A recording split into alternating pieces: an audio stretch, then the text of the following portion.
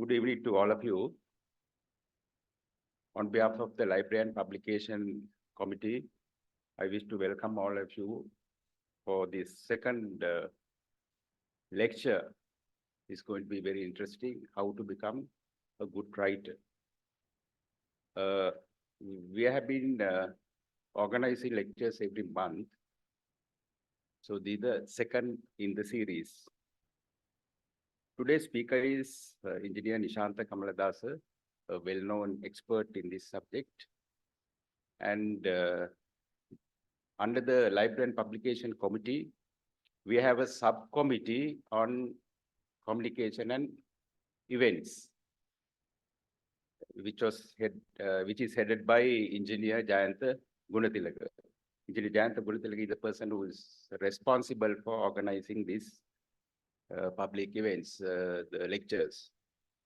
So without much ado, I would like to invite Engineer Jayantha Gunatilaka to the podium to introduce the speaker today.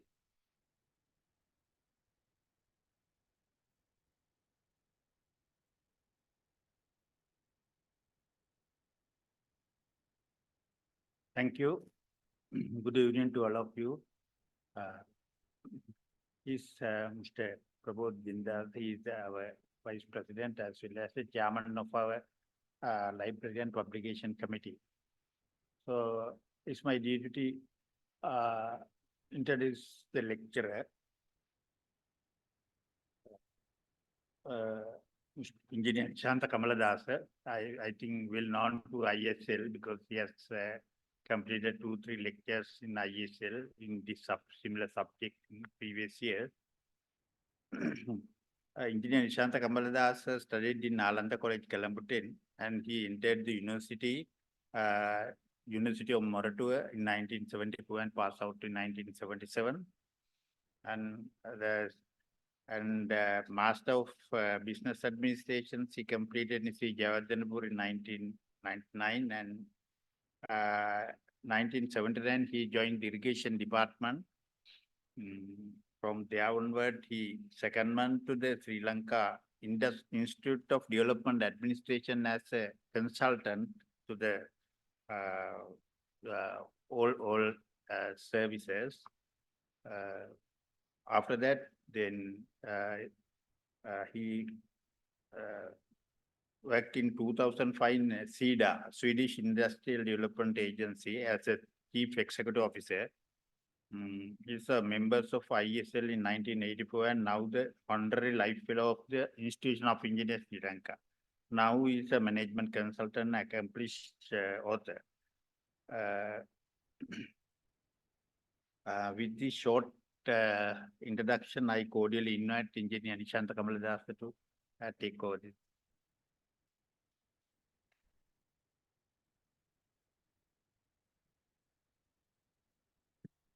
Good evening, dear friends. I will share some of my thoughts on the subject and also some of my experiences as a writer.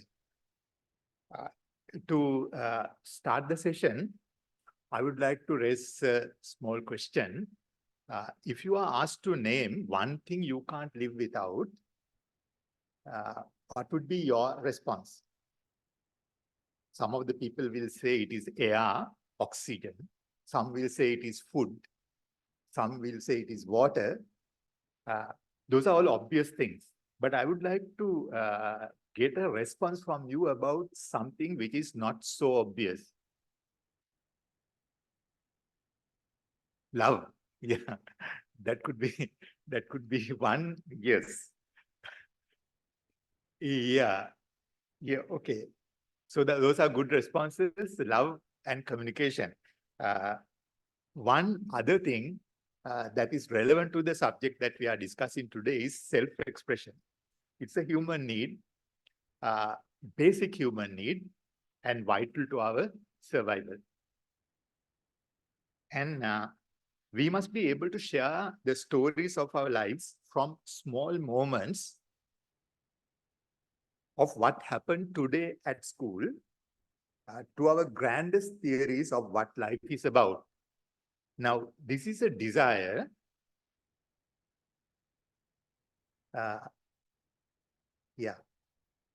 Right, thank you.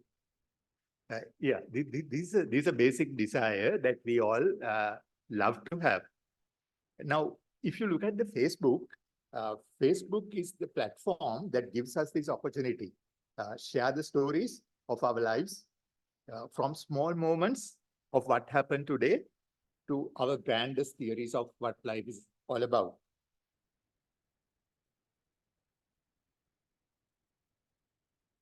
So, moving. We make a move in stuck.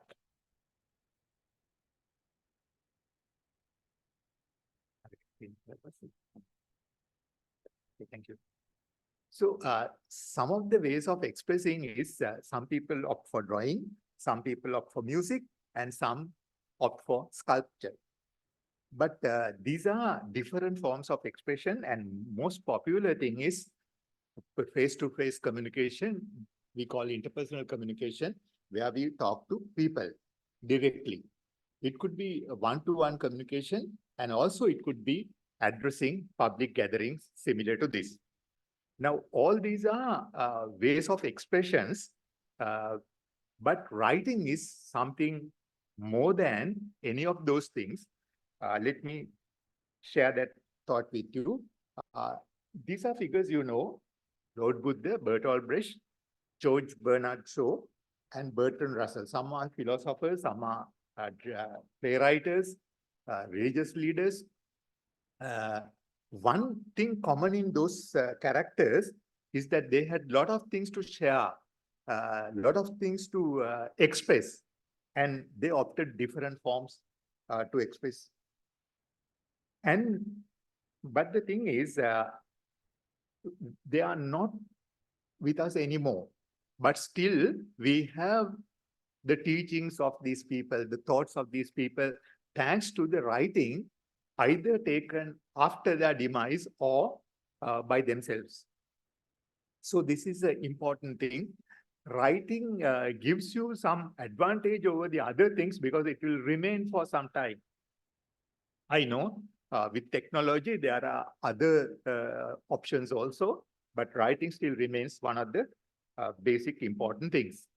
Now, I would like to tell you some of the difficulties a writer would face rather than any other person who is going for self-expression. The writer will not see the reaction of the receiver to improve his writing. Now, for me, I have the audience and I can see the facial expression of you, and therefore I can tune myself to suit the audience. But when I'm writing something, I don't see the reader. I don't know what his expressions are. So I have to imagine.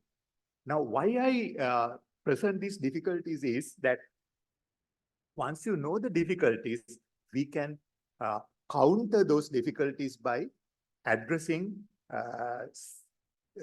giving some solutions. So I would rather, when I write something, I would imagine wearing the hat of the reader, what he will be thinking about my writing. So what I will do is, I will try to find out what are the controversial things, or what are the questions that come to his mind when he reads my writing. So I will try to respond to those concerns in the latter part of the writing. So what I'm trying to say is, when we know the difficulty of a writer, we could make use of those to improve our writing. So the simple thing is, you wear the hat of the reader and read by yourself and see what would be your thinking is, and then respond to it in the latter part of your writing. You don't know all the receivers, and it is difficult to cater for all. Now, in a one-to-one communication or in a public gathering, you are sure what your audience is. But what happens with writing is, once you write up, do some writing, it will land in somebody unwanted hands. I think we all are aware that, especially in our generation, we used to write love letters, and sometimes these love letters end up with either the mother or the principal or the teacher. So we get into trouble as a result. So therefore, we have to be careful. And also, it can land in the court case also, with your signature and sometimes with your handwriting. This could be solid evidence in a court case. So therefore, we have to be careful about these things. Now, what I suggest is to counter this difficulty, I would like to be an objective person, an impartial person, rather than taking sides in my write-up, so that whether it reaches one party or the other party, both parties will have no problem about it. And the other thing about writing is people can turn off easily. Now, when I'm reading something, if I'm bored about it, I can just throw it away. I don't see the author. But here in the audience, there's a captured audience. I can see your faces. So it's rather difficult for you to turn off, unlike in reading. So this is another problem. So we don't know the reactions. And therefore, we have to be careful about how my writing is going to be presented. I have seen some of the writing by people full of text, full of narration. They don't use bullets. They don't use tables. They don't use flowcharts. They don't use pictures. They don't use any other technique available for a writer to make the writing readable. So therefore, this is some technique that we can use to make it interesting, and therefore people will not turn off. Now I am using my power of voice and gestures to emphasize certain things. But in writing, you don't have it. I think only tools that we have in writing is the bolding and italics and underlining also. But those are not powerful as voice and gestures. And therefore, we have to do something else. Sometimes the language you use has to be strong enough for emphasis and all that. So this has to be kept in mind. So be conscious about all of these things and try to counter those in your writing. I would also say written communication is easy in different ways. Number one, you have time to design. You can think, you can write, and then, of course, you can change it. And now when I talk to you, I can make a mistake in my language. I can make a mistake in my usage of words. I may use a wrong word, slip of the tongue, we say. But here, writing, if you have made a mistake, you know about it, you can change it. So the possibility of several trials. I can remember again, when we were writing love letters, it was the first draft in a sketchy paper that we did, but then later transferred into a very rosy colored paper. And we had a lot of time, several trials. After that only, we started, we were happy and ready to hand over the letter. So reviewing, correcting. But the problem is all these conveniences are available in writing, but most of the people don't use those. And therefore, these conveniences don't count. Now, if you don't review your article, and if your first draft is just submitted, what will happen? It will be like the first trial. It's like an oral presentation. You have done it and you have no chance to review. So these conveniences have to be used by the writer. Difficulties have to be countered, convenience have to be used. And the most important thing about writing is there is no audience. When there is an audience, there is always staring eyes. You are threatened in a way, but writing, you are all alone. And also there will be no disturbances, interruptions. So in a way, it is some kind of meditation that you can do on your own. You can go into a meditation situation and then start writing. So these are the beautiful things about writing. So make use of those things to make a better picture. But I know people are scared to write. I know some of the lecturers who are very good at lecturing, who are very powerful speakers. They have never published an article never published a book, not written a serious article that I know, but they are very good at public speaking. The reason is that there are difficulties in writing again. You need to have a logical flow. Now, whenever we address a gathering, we can say something here, something there, something another place, and then connect later. But in writing, you have to keep on connecting whenever you put something. So there is a logical flow that is required. And you cannot have fragmented sentences. You cannot have fragmented sentences. In oral presentations, you can. You can just have a small phrase. Even a word would do. But the problem is, in writing, it has to be a complete sentence. If you don't do that, the grammar of the MS Word or any other tool will say it's a fragmented sentence. It's not acceptable. So we have to be careful. Complete sentences are required. Now that is another difficulty why people are scared to write. You need to know your grammar and spelling. That is again a difficult situation. I will give some example on latter part of my presentation to prove that they are not so easy. Because there are certain words. Now, for example, peace and peace. Peace can be samaya, peace can be a kala in Sinhala. So both will be accepted by the spell checker. So therefore, we have a difficulty. Even with the tools, it is hard to be correct about these things. Establishing clarity and beauty while following a structure and many rules is not an easy task. Because we have to be clear, we have to have beautiful sentences. So can I again, yeah. Right.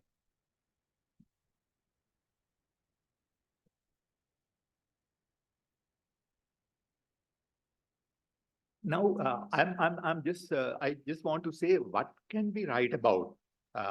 We can write about existing knowledge. We don't have to invent knowledge always to write an article. Existing knowledge also can be used, provided you make a revision, some kind of simplification. You add value to the existing knowledge. So therefore, it is possible. And also, it is possible to share external knowledge. What do I mean by that? Now, I am working in an institution. There is knowledge that is not available within the institution, but available outside. I can bring down that outside knowledge into the institution. I'm in Sri Lanka. There is knowledge outside Sri Lanka. I can still bring it. It is existing knowledge. I have not added any value, but these are possibilities. Share insight. I have certain ideas about certain things. I can write it down. I can share my experiences. I have done something, the process that went into create that product. I have made a journey. Okay, I have inspected the North Central Province Canal project. Now, what did I see there? I can write about that. Career position. I was CEO Distance Learning Center. What are the challenges I face? I can write about that. How did I counter those? Those are possible areas for writing. Even a project. If I'm working in a project, some knowledge that's available for me is not available for outsiders who are not in the project that I can share. So all those in black are my own contributions. What is in blue are contributions by the others, but I have adapted to my situation. There will be fresh knowledge also that is in red. Share a project proposal or a research proposal. That is something new. We can write about. Challenge existing knowledge, that also we can write about. Then share a hypothesis and also some theory, test results, research outcomes. All that are new knowledge. What are in red, all are new knowledge. Those are also can be written. But the problem is, this new knowledge is normally when we write it, it has to be to a certain standard. Not a newspaper article, but a journal article. So So the first few probably goes for a newspaper, but the last go for the journal article. So these are some of the things we have to find out. But if you are a novice, better start from the very beginning, at the initial stages, use others' knowledge and try to adapt it to your situation. But when you improve yourself, you can go for journal articles as well. Then I would say becoming a writer is not good enough. You have to be a good writer. When I say good writer, I say you have to be ethical in your writing. What to do and what not to do has to be carefully demarcated. There has to be values that you have to uphold. What are those values? You have to be useful. So whatever you write has to have some value to the reader. The other thing is you have to be true to your subject. You have to be truthful. The third thing is you have to be impartial and objective. This I said earlier as well. So these are some of the things that I would like to pinpoint. Now, for example, if I am writing about water policy that is in question, now I can wear the hat of an irrigation engineer and write about the water policy. So I'll be biased towards the irrigation department and the farmers.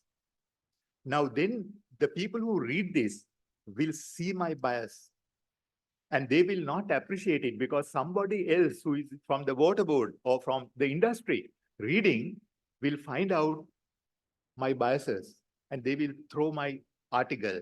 So I have to be impartial and objective. Objective in the sense I have to deal with facts and figures, not just opinions. So I have to bring to the table strong arguments, facts and figures, not just opinions to support my thing. So these are some of the ethics that we have to have before becoming a writer. Otherwise, you will not be a credible writer. Opinions are not good enough for a professional. Any opinion should be supported by facts and figures, qualitatively and quantitatively. I would say, I would give an example from religion. Now, some of the Buddhist people believe that when the tooth relic is exposed, there is rain. There is a belief. Now, sometimes this may happen because of a pattern that they have observed. Last year also it happened, it rained. Previous year also it rained. Maybe 5 years back, I went to see the Perahera, it again rained. So I have some experience about this. There had been a pattern.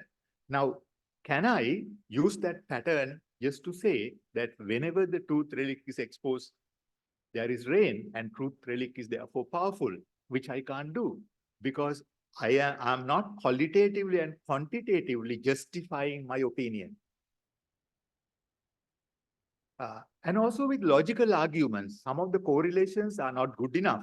They have to have a causal relationship, cause and effect relationship. So what is the cause and effect relationship I see in rain and exposure of tooth relic? Can I have a good causal relationship, cause and effect? Then somebody will come out and say, it is living Buddha. True enough. So it should be powerful.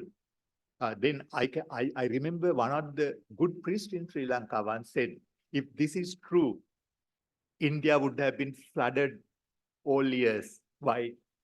When Buddha was living, he had 32 odd teeth. So it would have been a flooded India.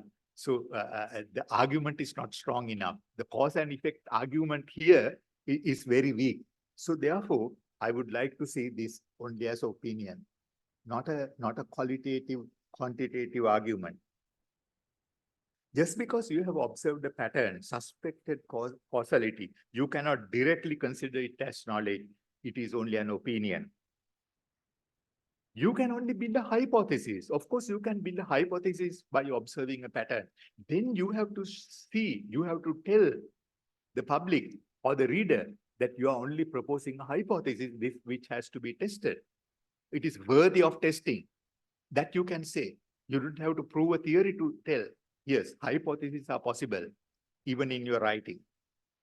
But then tell it as a hypothesis. That is the only point I like to emphasize. We are professional writers, so we base on science.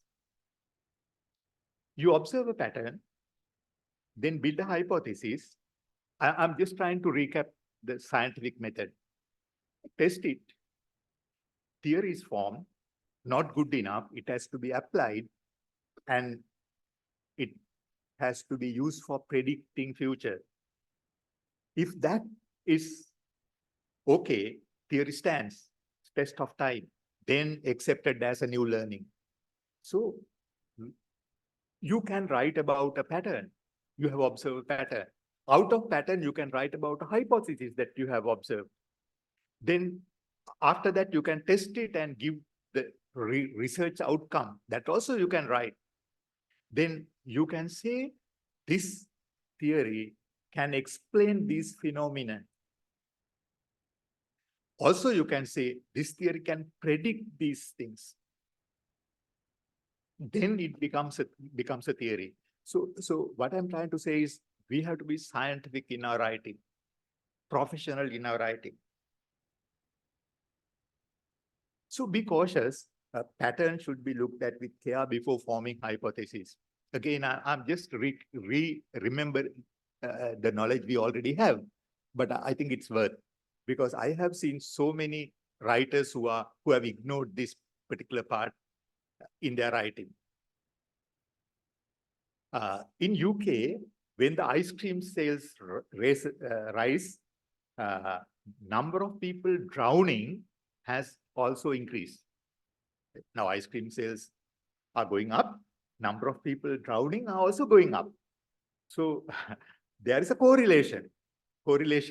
But is there a causal relationship that we have to look at? Cause and effect relationship. What could be the cause and effect relationship? When somebody eats ice cream, they become dizzy, and when they jump into the pool, they will drown. So is that the case? Or is there a third factor that affects both? What is the third factor that could be? The summer.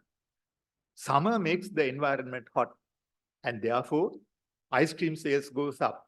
Summer also makes the environment hot and people like to swim, and both goes up.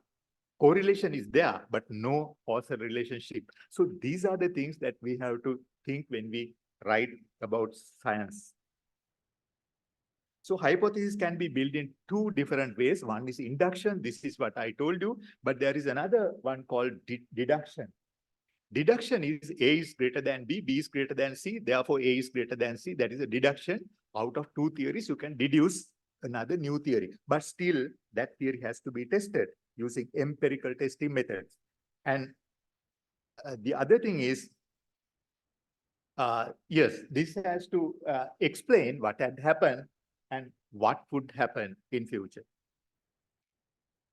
Once I wrote an article to Ceylon Daily News about independent commissions that was formed in 2003. I argued that this will not work in the Sri Lankan context. On the first part of my write-up, I discussed about the Sri Lankan culture. Second part of write-up, I told them that it is not going to work because of our culture. When this article appeared in Ceylon Daily News, there was one Japanese consultant who was working on a vocational training. He had seen this article, he had read this article, and he has telephoned Lake House and found out my number, and he came to see me.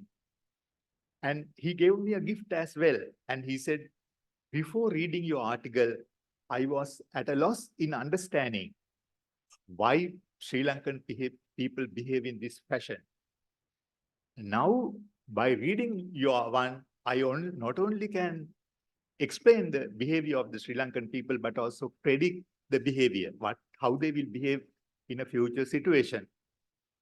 So that means my hypothesis that I brought is a bit powerful because it can explain what had happened. It also can predict what would happen in the future.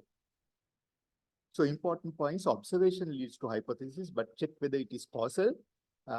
testing is required, possibility of interpreting and predicting, make the theory stand test of time. So we will go by this particular scientific method in our writing. But yeah, one important thing is I said our writing should be useful. Then if there is nothing new in your writing, please drop it. But can we write on the same issue that had been there, that had been discussed over and over again? Yes, there's a possibility. Once Einstein was asked to prepare an exam paper, he put some old questions that already has asked at the previous exam. And when he submitted the exam paper, the moderator asked Einstein, why you are repeating the same questions? Last time also you did the same one. Then he said the questions would be the same, but answers would be different. So the issue had been something that had been discussed over and over again, but you may bring in new insights if you have. What to say and how to say, both are important. Now, I was looking at content all this time, but what about the design? Content is important, but the style of writing, whether it's a professional style or a marketing style, tone is important, whether it should be humble or reaffirming. Vocabulary is important, whether you are using technical jargon or layman's language.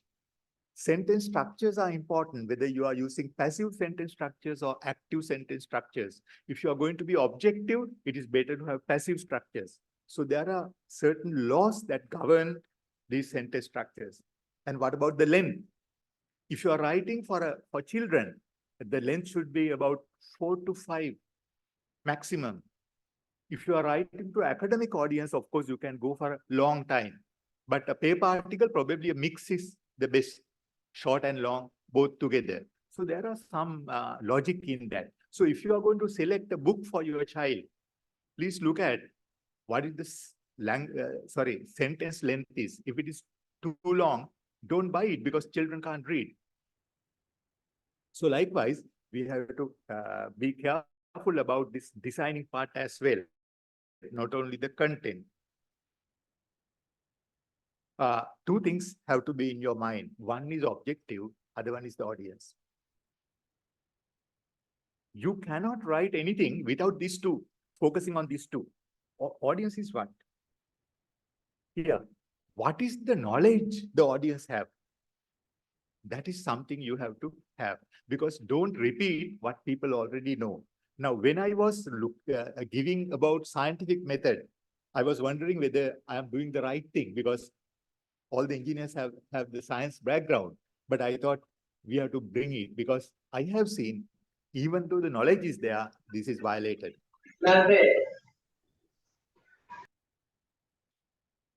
So, so the knowledge is important.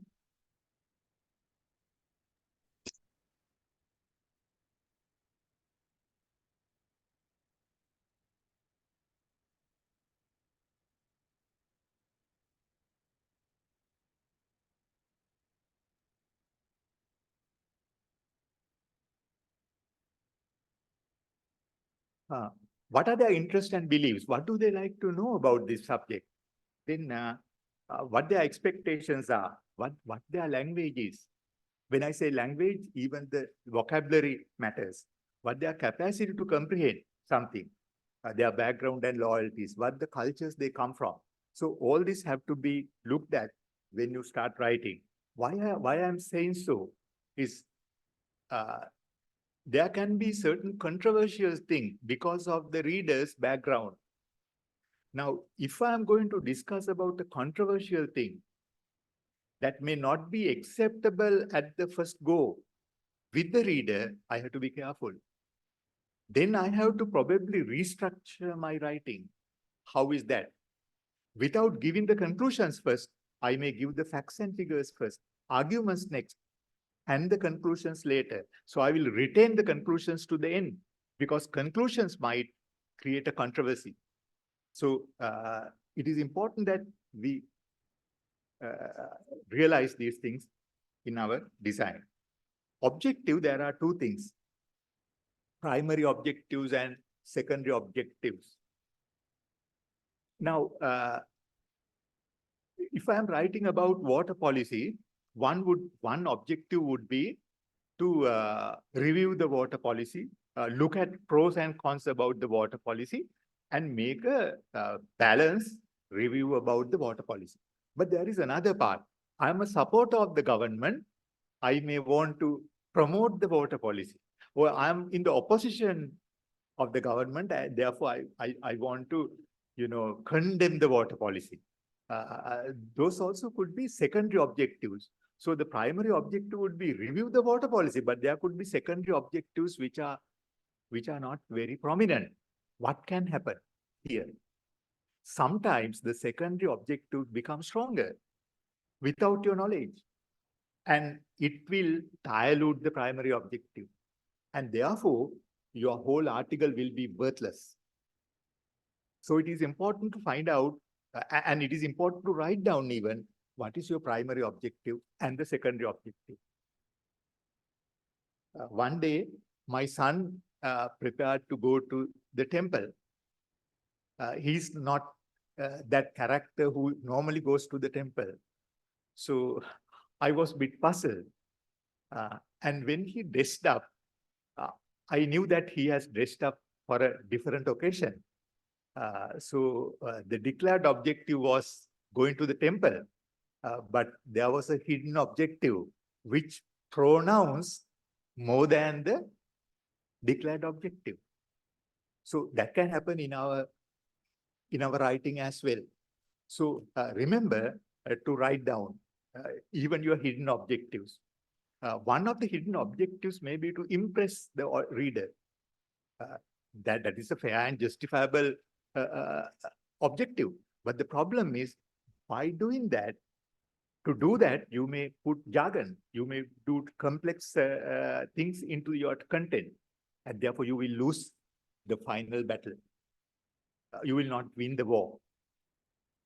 So every time you write, every sentence you write, again ask whether this sentence going to consolidate the objective I have, whether this sentence going to acceptable by the audience I am addressing. Now, those two questions have to be asked every time you write something. Appeal to the audience and serves the purpose. Now, you have to study the subject. One thing is collecting data. That's the initial state. You have to collect data. Then that data alone is not good enough. You have to process it to give meaningful information. That is also not good enough. You have to interpret that information to give knowledge. So in your write-up, you should have data, you should have information, and you should have knowledge. Let me give you an example. I'm going to write something about organization culture. Now, I go to the organization and observe the behavior of the people. That is how you collect data about the culture. So I found that they address the boss by sir or madam. And also they stand up when the boss comes.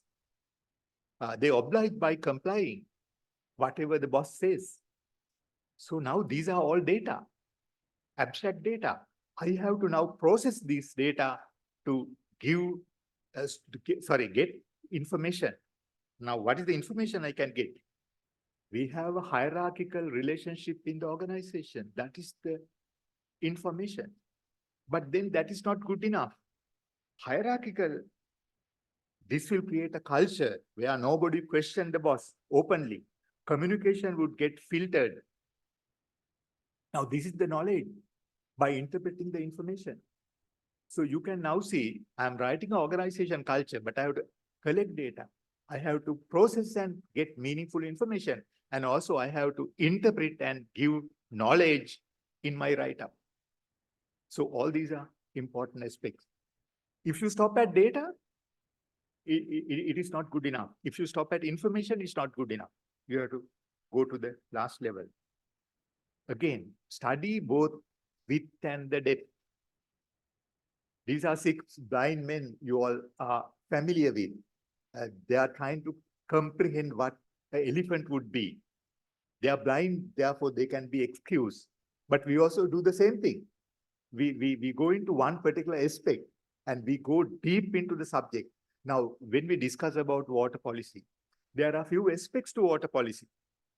I'm talking water policy because it was something close to me, something recently discussed in the same audience here. Now, there is a technical aspect to water policy. There is a financial aspect to water policy. There is an economic aspect to water policy. There is a legal aspect to water policy. So all those have to be dealt deeply. But you also have to capture the large picture. The interrelations, interplay between these elements have to be captured.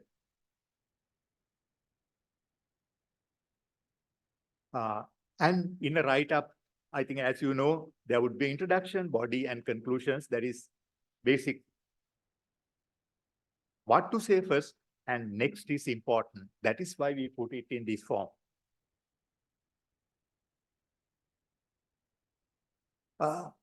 Topic, there has to be a topic to you. Then there has to be an introduction about the issue that you are going to deal in the write-up. There has to be scope and limits. What do you mean by scope and limits? What would be covered in my article and what would not be covered in my article? So those has to be defined, well spelled out. And the background, why I am discussing this? What is the context I am discussing? So all those comes as part of the introduction. If anything is missing, you are missing on the introduction. Then the body. I'm just thinking about this issue that we have raised in the write-up and a solution. So you have to create alternatives at hand to solve the issue and evaluate each alternative and suggest the best. That would form our body of the presentation. So we will go into different alternatives. Each one will be dealt in detail. There will be sections in the report to each one. And finally, you evaluate and give the best one. And then, make recommendation and seek support. Seek support. That is the conclusion part of the thing. So you can see, even though it is very basic introduction, body and conclusion, there are certain important points that should go into these things.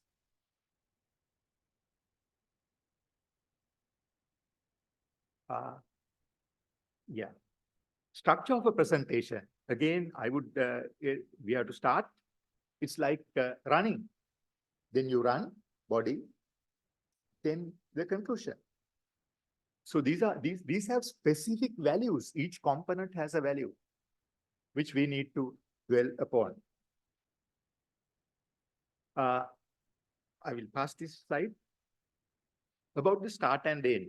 Start is important. Why the start is important?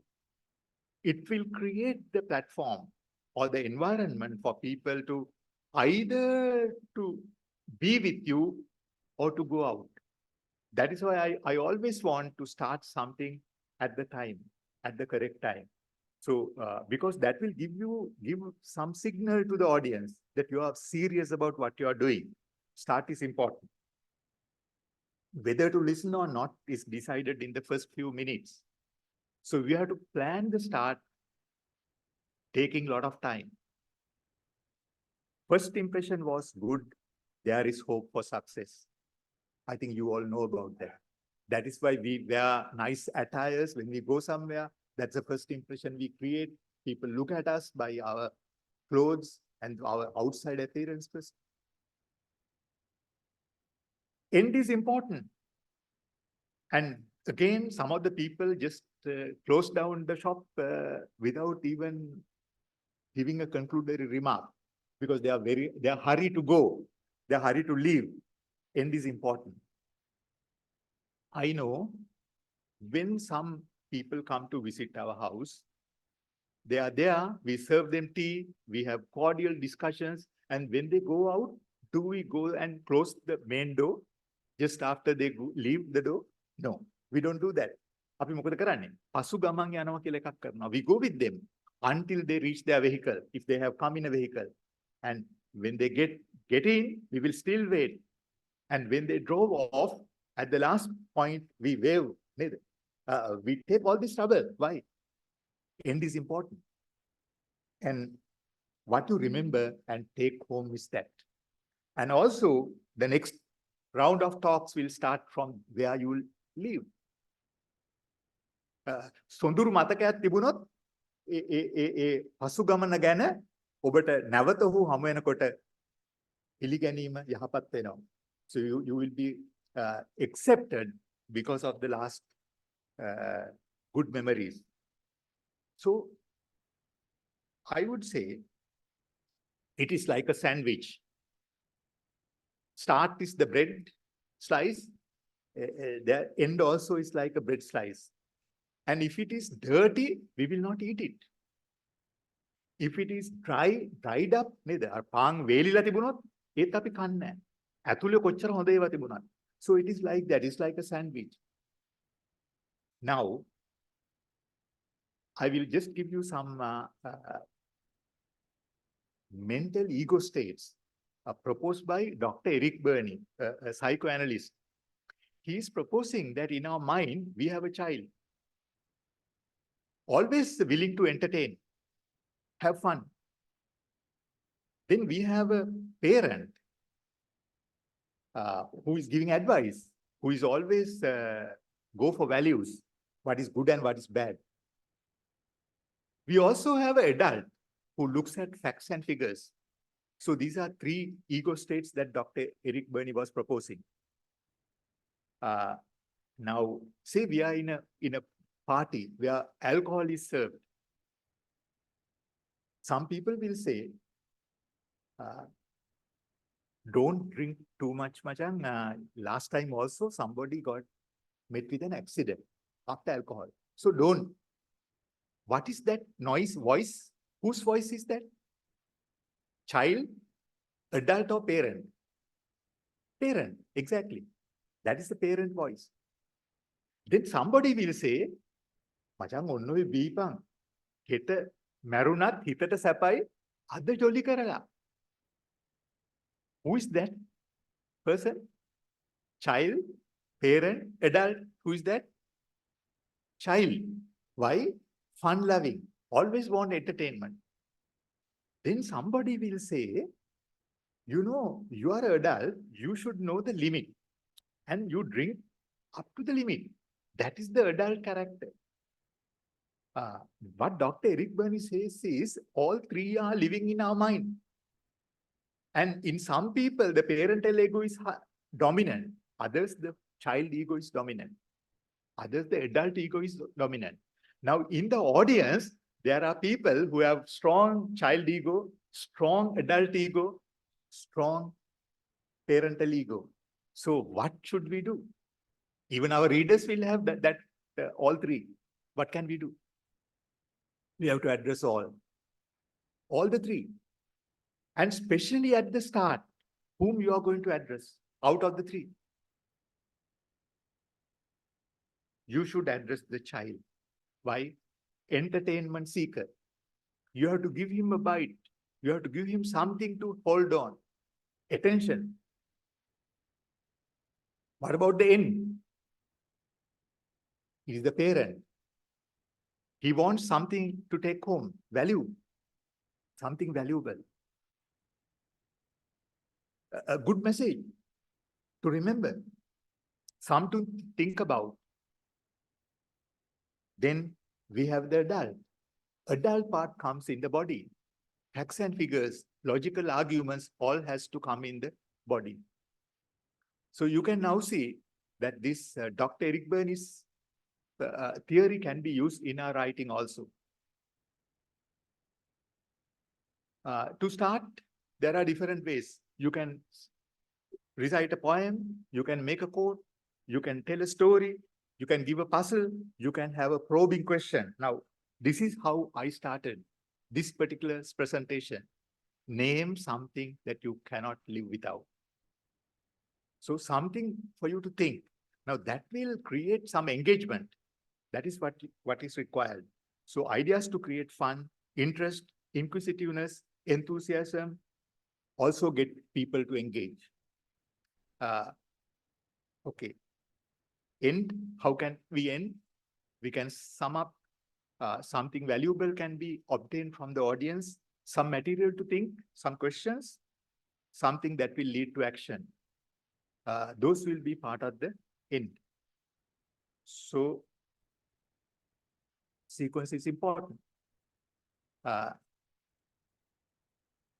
in the body especially, we need to follow a sequence. We will start from what is known to the reader and then take them to what is unknown to them. From familiar grounds to strange grounds. From comfort zones to the controversial arena. From past to the future.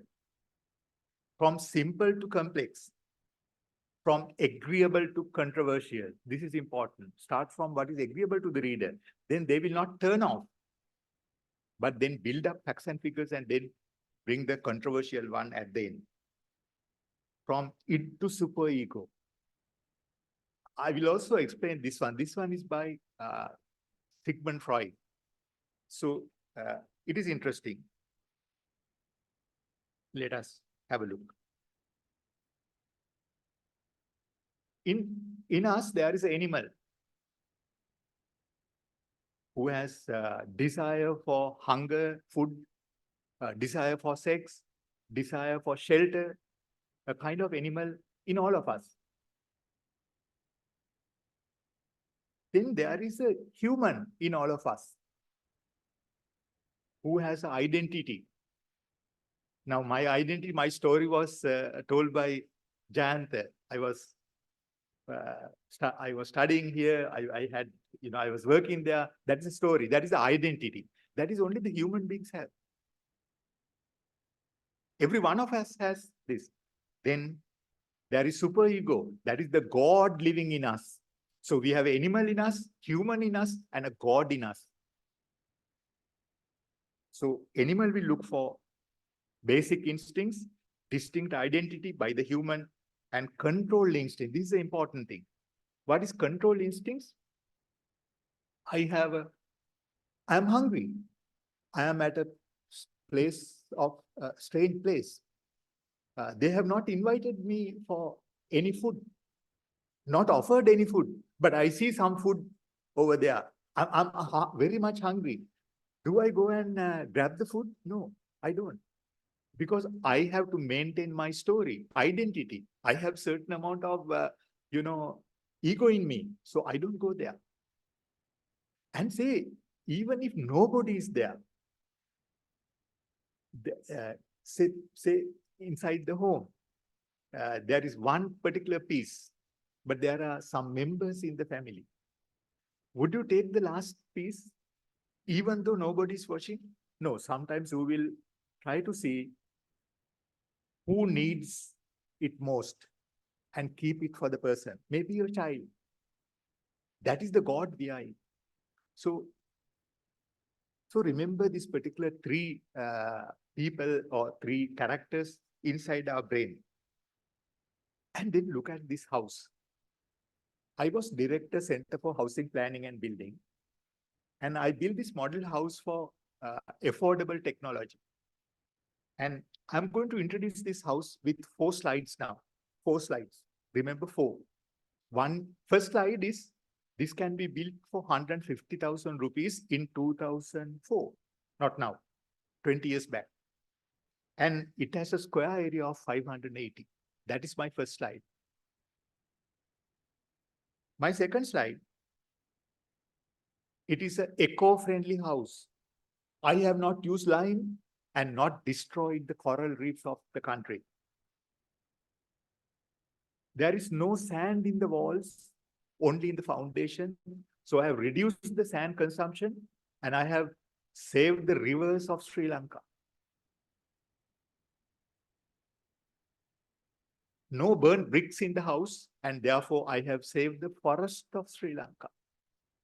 And if you are building this house, you are one of the people who will go for saving forest, saving the coral reefs, saving the rivers of the country. So that is my second slide. Number 3. This house is very strong. Even though the thickness is 5 1/4, This is, the strength is similar to a 9-inch brick wall. Standard brick wall. And it is durable. The reason is there is a cement soil compound, chemical compound that is formed, pozzolana or something. පිඟන් මැටි වල ඒ පිඟන් ගඩොල් වල තියෙන වගේ ඒ chemical එකක් හැදෙනවා 3 times strength after about 30 years. So with time it does not deteriorate, it is durable, it becomes strong and stronger. That is the third slide. The fourth slide, sorry, and it is easy to construct, yes, right. Fourth slide, you will never imagine you go inside the house at 2 o'clock. When the sunlight is very strong, you still feel it is a very cool house. Cool and comfortable. That is my fourth slide. Now, my question to you. If I am to put those information in an order, in a sequence, what is the first slide I should put in? I will again tell, first slide has 150,000 price and the square area. Second slide has no lime, no sand, no burnt bricks. Third slide, strong, durable. Fourth slide, cool and comfortable. What should come? Third one, strong and durable. If it's a house, it should be strong and durable. Okay. What would be the second one?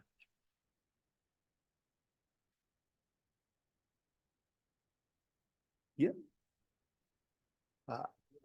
No lime, no sand. Is it going to be the second? Third one? Second one is the price. Okay, very good. What would be the third one? Now we have a competition, cool and comfortable. And the other thing, no lime, no cement, no burn bricks.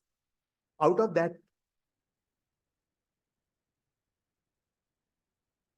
cool is something important. You are saying is cool. Last one, to finish off. Okay. Now,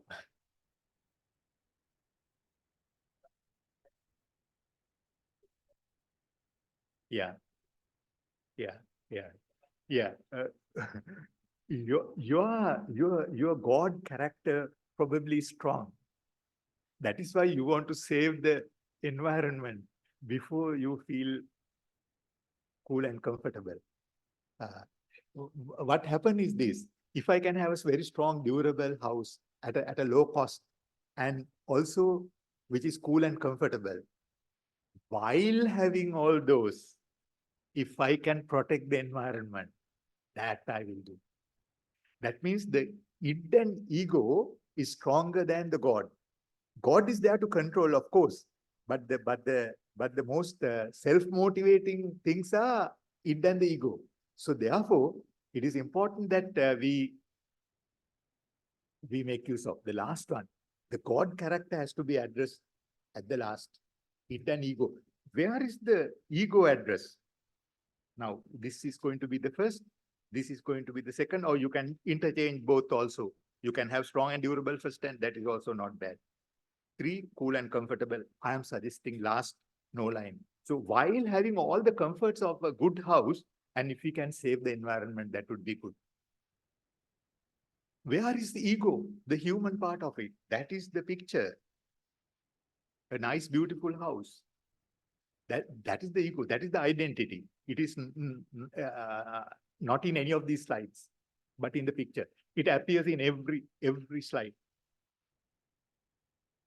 Right.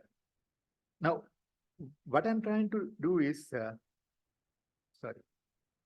No, I cannot, because of the Zoom business, is sometimes hard.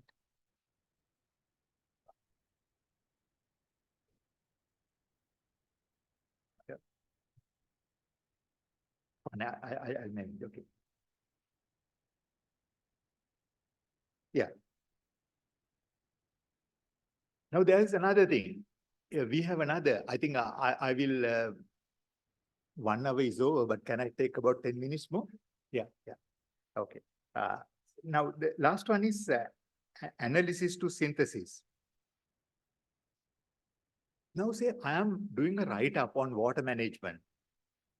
Now I want to do analysis about water management. So I want to break it down to parts, components.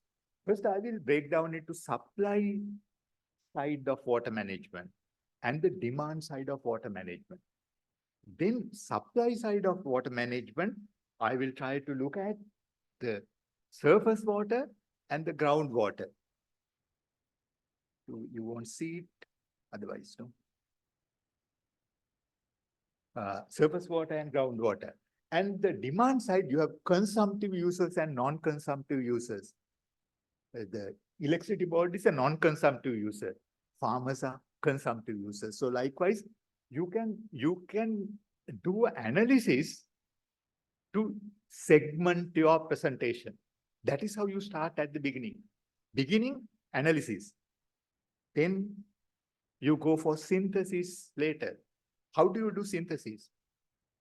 Yeah, surface water and groundwater has to be integrated because they are interdependent, and therefore integrated water management is you have to have both managed at the same time, simultaneously, parallelly. So that is synthesis. You connect all the things at the end. Earlier, you break down everything into parts. At the end, you collate everything. Also, integrative consumptive water use and non-consumptive water use. Again, you can integrate. You don't, you give consumptive users the priority, and while doing that, you serve non-consumptive users as well. So integrated water management, again, synthesis is happening. So what I'm trying to say is we are using analysis at the very beginning, and at the end, we are using synthesis. Okay. Now, when it comes down, now all this is macro picture, but now it comes to micro picture. Micro picture is paragraphs, sentences, and words.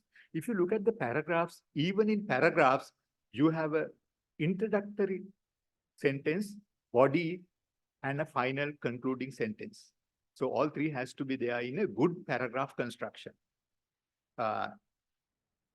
Yes. So grammatically correct and appropriate length, beauty, all that has to be there. Now I'll go into the beauty part of it. Now, when you want to beautify a sentence, some techniques can be used. Now, this is one technique where you say Soviet system has failed politically, economically, and spiritually. Now, the important thing is there is rhythm here. Early, and connected by an. And this is something that normally good writers use. You have three things to say and connected by an, and try to make it rhyme. That will make it a beautiful statement. When you have four, then there is something else you have to do. Lord Buddha pointed out 4 noble truths that his disciples should remember: the suffering, the cause of suffering, getting rid of suffering, and the most important. Now, what is written in red? The most important. So you are giving a qualifying word before the last one. 4 is long. 3 is the ideal. But if you cannot avoid giving 4, have something like that, a technique which will be a beautiful sentence. So I can give so many examples like that to beautify sentences. So try to, when you find a good article, try to see what the writer has made it to beautify. The last one, normally repetition is not allowed in writing. Repetition is not allowed. It is not nice. That is what they say. But there are occasions repetition can be used to beautify. Now, this is one instance. What do they demand by doing all this? They demand peace. The peace that will allow people to start the normal life again. Peace that allow people to live without fear. The peace that will enable family reunion. The peace that will end the agony of people in the war-torn areas. The people, sorry. Now, every time you can see there is a peace. The word peace appear. The peace most of the people dream every day, every hour. Now you can see repetition. Repetition is nice, beautifully used. And you can see how it had ended. The peace, the peace that people dream every day, every hour. So climax is at the end. So that is again a way of beautifying a sentence or a paragraph. So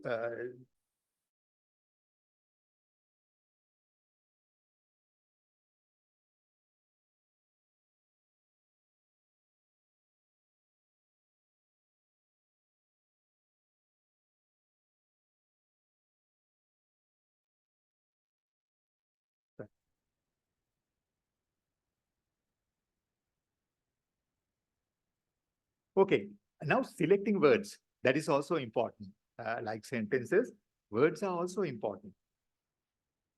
Okay, let me give you an example. What we want to say is we expect peace to arrive soon. What we say in our writing is we accept peace to arrive soon. Can you see the spelling difference? Expect කියන එක accept වෙලා. Peace සාමය කියන එක peace එකක් වෙලා. දැන් spell checker එක මේක check කරනවා. එහෙම නැත්නම් grammar මේක check කරනවා. check කරාම ඒගොල්ලෝ අපිට දෙන උත්තරේ තමයි මොකක්ද? We accept the peace that will arrive soon.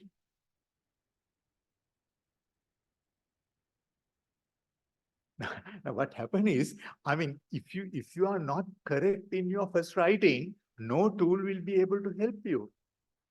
That is my point. So modern tools are available. Spell checker, grammar guard, everything is available. But the problem is either you don't use it or depends entirely on them. Now, you saw what happened when you depend entirely on the tools. So therefore, remember to use it optimally. Both extremes are bad. Spell checker, grammar, chat GPT, AI can help. I think most of you may know chat GPT, even you can ask it to check your grammar. You can ask it to convert your paragraph into a professional one or a marketing one, give a tone, a humble tone, a reaffirming tone, whatever thing you can ask ChatGPT, they will produce. But you should know what you really want, what you intend. You should have to be clear. Your original script is what they would develop. You need to give it correct instructions too. It is like a tool of any other industry. You need to be smart to use. It works in Gigo, garbage in and garbage out. If you put garbage in and ask the ChatGPT, what will happen is there will be garbage out from that. So laying foundation, I don't have a magic wand to give a fair coverage on the subject within 1.5 hours. I have given you some of the science of writing. Now comes the art. Secret behind a good writer, I would say they are good readers. They are good readers. If you don't have time to read, you don't have the time to write. Simple as that. Can somebody read this sentence, 2 sentences?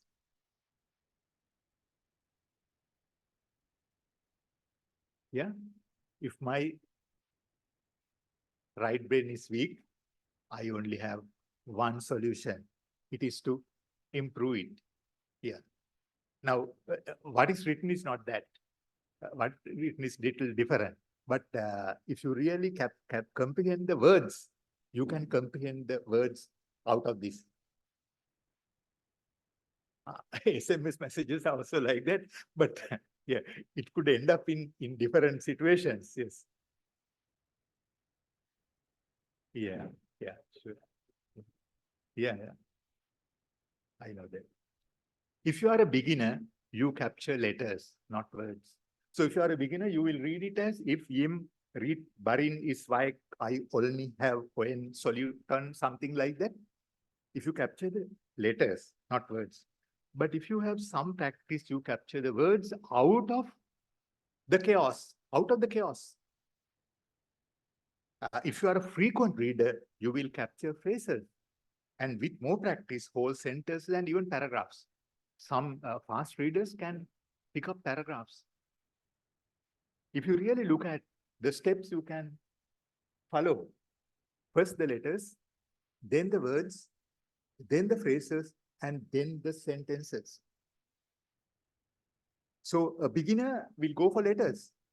Somewhat experienced hand will go for words. A better one will go for phrases, and largely a very experienced one will capture the whole sentence. Okay. So this is the learning curve. I think all of you may know. Now, at the very beginning, you see the progress is very low. You can have number of trials, but you don't get something substantial improvement. But after some time, what happened? There is a leap.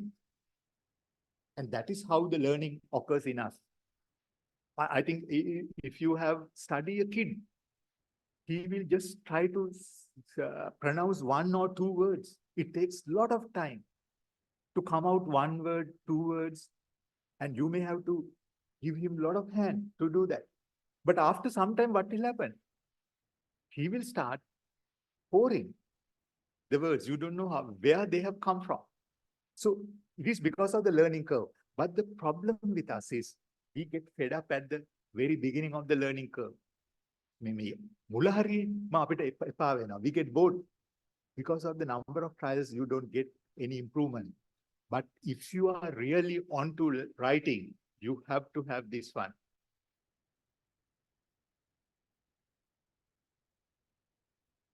Yeah, reading gives you a vocabulary. Vachana denava, sentence patterns denava, grammar denava, spelling denava.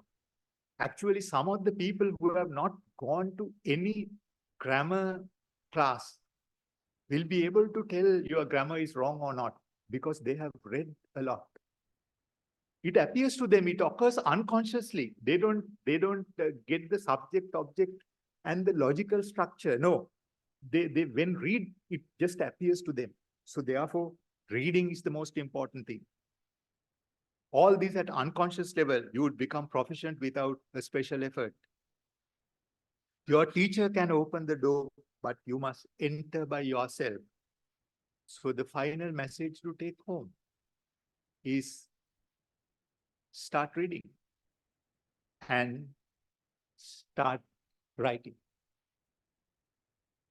So with that, let me conclude the session. Thank you very much. Yes.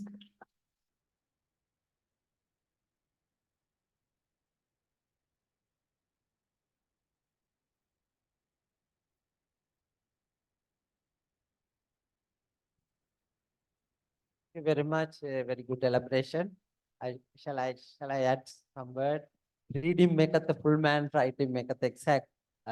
Reading maketh a full man. Writing maketh the exact. Writing Exact. make an exact Yeah. man. Yes. I have noticed in your presentation, the paragraph, you have used different colors. Yeah. To get attention, or is it necessary that attention? One question. The other one, some people write, when you are writing letters, they use first subject. Shall I say example, unable to issue a license, okay? Unable to issue a boiler license. And after that, they put the subject, sorry, reference, condition of the boiler, condition of the steam boiler, no? Right. Like that, they are using two, subject and reference. Is it necessary that way to get attention of the reader, or that to give some information, subject and reference they are giving when they are starting the letter at the top? Yeah. Two Yeah. questions. I asked the first one, different colors. Yeah, the different colors is to emphasize. What I said was when we are in an oral situation, we have the power of voice and gestures. But when you are writing, you don't have it. And reader will get this the powerful of voice instead of powerful voice and gestures, the colors, the bolding, the formatting. Yeah, for that reason only, I have to segment some of the things. So when I said what is in blue, what is in red, what is in black, they represent different segments. So for that Color, only. sometimes the red may be to give the some more value or Yeah, more attention. exactly. Right. Red for more value. Yeah. With regard to subject and reference, I would say subject tells us about the issue at hand. Reference is about the background. If you want the background information, you can go for reference. So it is the introductory part of a write-up, the topic and the Yeah. background. Yeah, after that, they are giving Yeah. my inspection reveals the following. Yeah. Like that. This is So case the of so the wider. body will explain all the facts and figures and the conclusions and what actions is required, and yeah, the final message, what is expected. Subject and reference. Yeah, Is it Yeah. okay to accept? yeah. I think Right, thank that will give a very clear picture. Okay. Thank you very much. I have learned a lot. Thank you. Okay.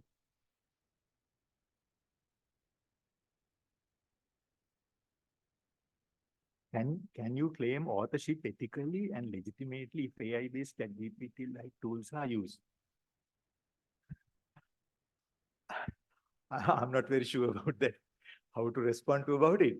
But I think there is no harm because ChatGPT is accepted by, only thing is in exams, in assignments, how do the, the examiner will look at it, will depend on the university, their ethical principles and all that. Yeah, there is no way anybody can find out, but only thing you can guess. Now, the problem is if you use ChatGPT and your own language, then what happens is you can see the difference. And now this is where the ChatGPT has been used. This is where you have used your own language. That is apparent to anyone who is reading. So therefore, you have to be careful. If you are using ChatGPT, then use it for the whole section rather than pieces. Yes.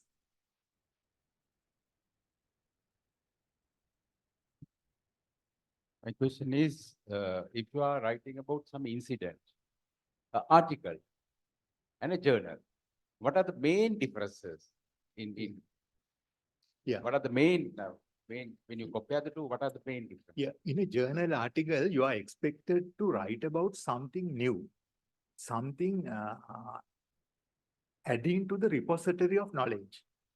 So now what I said was in earlier slide, I think you remember, you can write about insights, experiences and all that, hypothesis. Now, journal articles require certain amount of serious research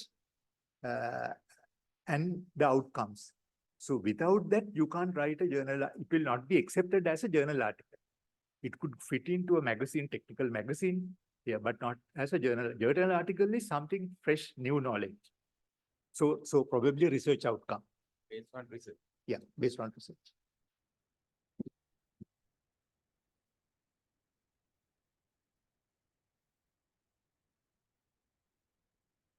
Okay. Yeah, there is a comment from Mr. Madhusudanan, who was my boss in the irrigation department, congratulating me. Actually, he was one of the communication gurus of our time. And I would say we work together to promote communication inside the ISL with his leadership. Yeah, there was a communication, some task force or something where we offered the best orator award. So he was he was the chairman and I was the secretary of that committee when we started the event. Thank you, sir. Anything else?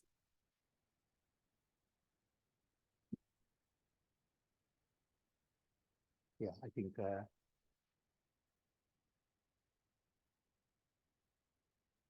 Yeah, okay. Fourth slide to be the first in order. Yeah.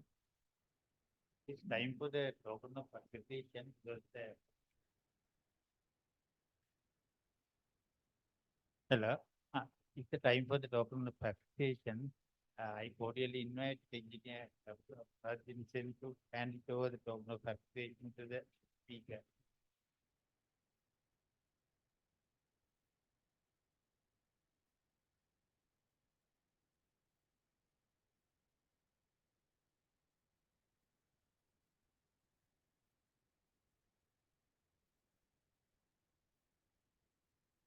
finally, vote of thanks. First of all, I would like to thank for the speaker, your valuable thought, and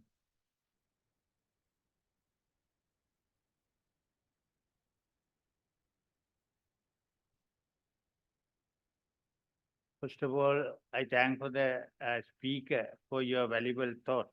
And secondly, thanks for the secretary,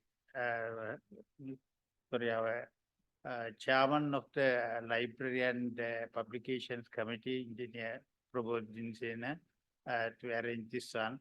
Then finally, the chief executive officer of the Institution of Engineers and the other staff, especially Chamal, who helped us from the beginning to the end. Then at last not least, all these participants as well as for the Zoom audience. Thank you very much. Thank you.